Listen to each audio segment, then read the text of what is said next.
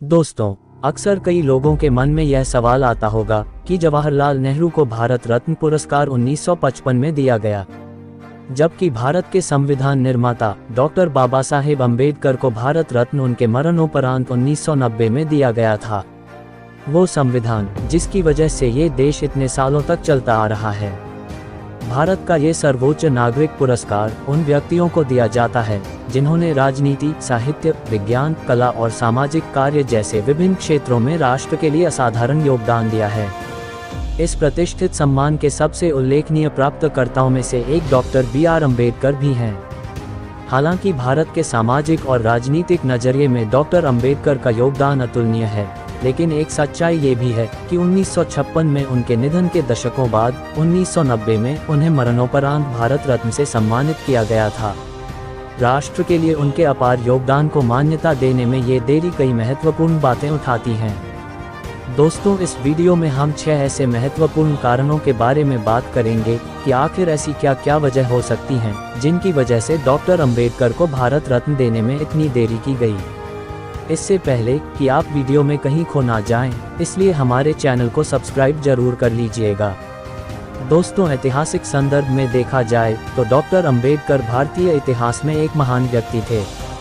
सामाजिक न्याय, समानता और हाशिए पर रहने वाले समुदायों, खासकर दलितों के अधिकारों की वकालत करने में उनके अथक प्रयासों ने देश पर एक कभी ना मिटने वाली छाप छोड़ी थी। वह भारतीय संविधान के मुख्य वास्तुकार थे, जो एक विविध और बहुलवादी राष्ट्र के लिए आशा की किरण के रूप में खड़ा है। आधुनिक भारत को आकार देने में उनकी महत्वपूर्ण भूमिका को देखते हुए ये हैरान करने वाली बात है कि उन्हें भारत रत्न की मान्यता इतनी देर से मिली। अगर हम सामाजिक भेदभाव के नजरिए से देखें तो डॉक्टर अम्बेडकर को भारत रत्न देने में देरी के पीछे एक प्रमुख कारण भारत में व्याप्त गहरा सामाजिक भेदभाव था। डॉक्टर अम्बेडकर जाति व्यवस्था और छुआछूत के मुखर आलोचक थे, जिसने उन्हें अपने जीवन काल के दौरान एक विवादास्पद व्यक्ति बना दिया।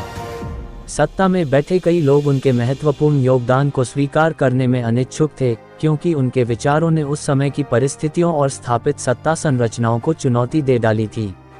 अगर हम राजनीतिक कारक पर गौर फरमाएं तो भारत में राजनीति ने हमेशा सम्मान और मान्यता देने में महत्वपूर्ण भूमिका निभाई है। डॉक्टर अम्बेडकर दलितों के अधिकारों के कट्टर समर्थक थे और उनका राजनीतिक जुड़ाव, विशेष रूप से अनुसूचित जाति महासंघ के साथ उनका जुड़ाव, उन्हें भारत रत्न देने में देरी को प्रभावित कर सकता था। क्योंकि वास्तविक योग्यता को पहचानने में अक्सर राजनीतिक विचारों को प्राथमिकता दी जाती है। दोस्तों, 1956 में डॉक्टर अम्बेडकर की असामयिक मृत्यु ने उन्हें भारतीय समाज पर उनके काम के परिवर्तनकारी प्रभाव को देखने से वंचित कर दिया। असल में शायद मरणोपरांत मान्यता, यानी मरने के बाद मान्यता को साकार होने में अक्सर अधिक समय लगता है, क्योंकि इसके लिए किसी व्यक्ति की स्थायी विरासत के व्यापक मूल्यांकन की आवश्यकता होती है।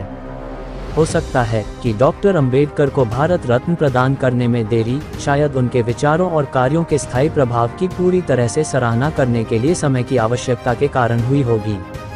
एक कारण ये भी हो सकता है कि डॉक्टर अम्बेडकर को भारत रत्न देने में देरी भारत में बदलती सामाजिक गतिशीलता को भी दर्शाती है।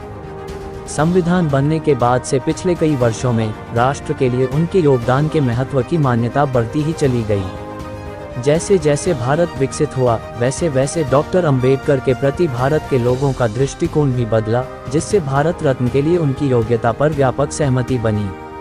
सबसे अहम कारण ये हो सकता है कि डॉक्टर अम्बेडकर की मान्यता की वकालत करने वाले विभिन्न जमीनी स्तर के आंदोलनों और सामाजिक कार्यकर्ताओं के अथक प्रयासों ने उनके योगदान की ओर ध्यान दिलाने में महत्वपूर्ण भूमिका निभाई।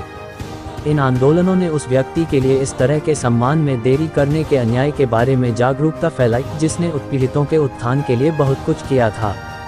आखिरकार डॉक्टर बी.आर. अम्बेडकर को भारत रत्न देने में देरी तो हुई। अम्बेडकर ऐतिहासिक, सामाजिक, राजनीतिक और सांस्कृतिक गतिविधियों की एक जटिल परस्पर क्रिया को दर्शाते हैं। हालांकि उनका योगदान समाज के लिए हमेशा से ही यादगार था, लेकिन प्रचलित पक्षपात और भारतीय समाज की विकसित होती प्रकृति के कारण उन्हें तुरंत मान्यता नहीं मिली। फिर भी उनकी विरासत आज भी कायम है और अंततः भारत रत्न से सम्मानित किया जाना देश की प्रगति और भारत में सामाजिक न्याय और समानता के लिए चल रहे संघर्ष में उनके अमूल्य योगदान की मान्यता का एक प्रमाण है।